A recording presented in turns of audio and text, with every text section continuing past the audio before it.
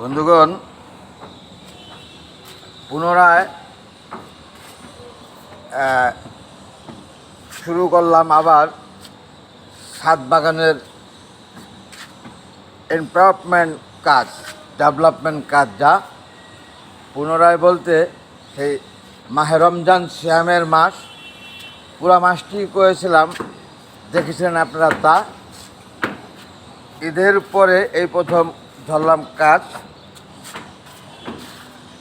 পুনরায় যা দেখছেন, অনেক আমের মধ্যে থেকে এখন দেখছেন যা এক দুইটি আম আছে গাছে, বেশ বড় আকারই তা, মাশাআল্লাহ।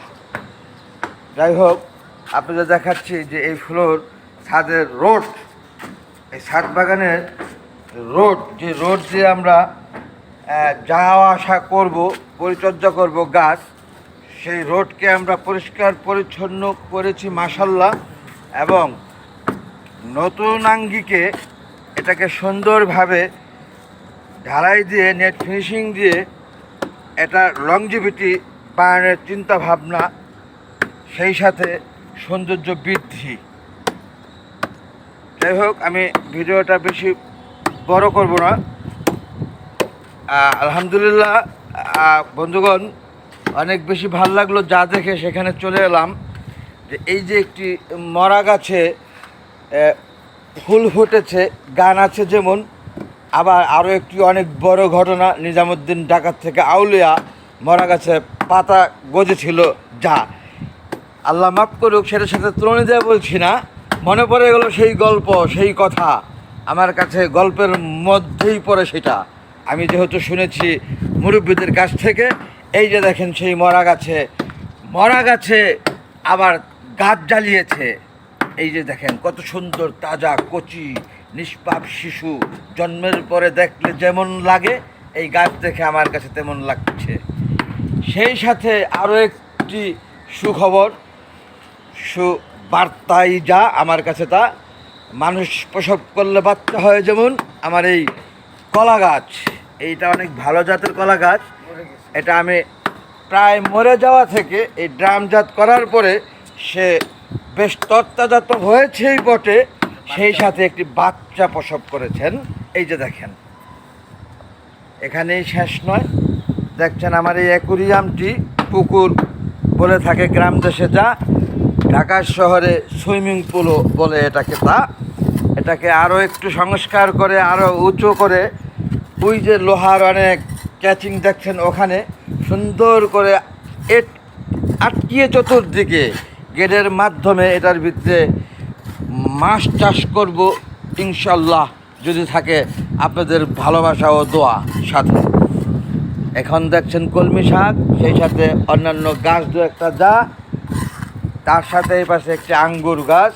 যদিও আমার বারান্দার আঙ্গুর গাছটিতে বেশ আঙ্গুর ধরেছে, এটা আমার এই ছাদ বাগানের আঙ্গুর গাছে এখানে কোনো আঙ্গুর ধরেনি এখনও, তবে ধরবে আশাবাদী আমি।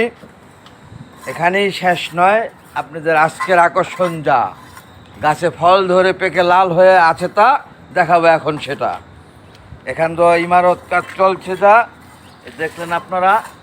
এখানে কাজ করতে করতে এই রোডকে সৌন্দর্য বৃদ্ধি ছাড়া আরও হ্যাবিনেস করার স্বার্থে এই কাজ করা, পরিষ্কার পরিচ্ছন্ন ইমানের অঙ্গ যা, তাও হচ্ছে, এটা পরিষ্কারও হচ্ছে সাথে যা।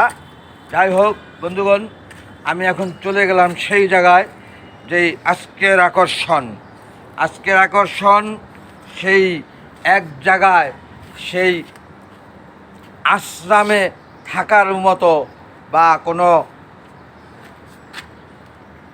কোনো এক জায়গায় অনেক লোক কোনো কারণে জড়ো করে রাখার মতো বা থাকার মতো, যেরকম অবস্থা দেখিয়েছিলাম পূর্বে, সেইভাবে রেখেছে এই গাছগুলা। অনেক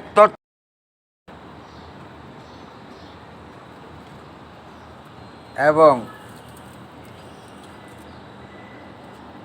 এতই সুন্দর লাগছে দেখতে, যা আসলে কোনোভাবেই আমার কাছে মনে হচ্ছে না যে ইচ্ছার বিরুদ্ধে সংস্কারের কাজ করার স্বার্থে এখানে জোর করে রেখেছি এই গাছগুলাকে। এরকম লাগছে না আমার মনে, দেখে মনে হচ্ছে যেন অ্যাকচুয়ালি এইভাবেই পুরা ছাদকেও যদি আমি ভরে রাখি, অর্থাৎ যতটুকু জায়গা খালি আছে ছাদের পুরা জায়গাটা এরকম ঘনবসতি করেও যদি এই সবুজ গ্রিন দিয়ে আমি ভরে রাখি, তাতেও খারাপ লাগবে না, খুবই ভাল লাগবে আমার মনে হলো দেখে। এটা আমড়া গাছ, এই আমড়া গাছে এত ফলন এসেছে যা আপনারা দেখতে পাচ্ছেন ভিডিওতে।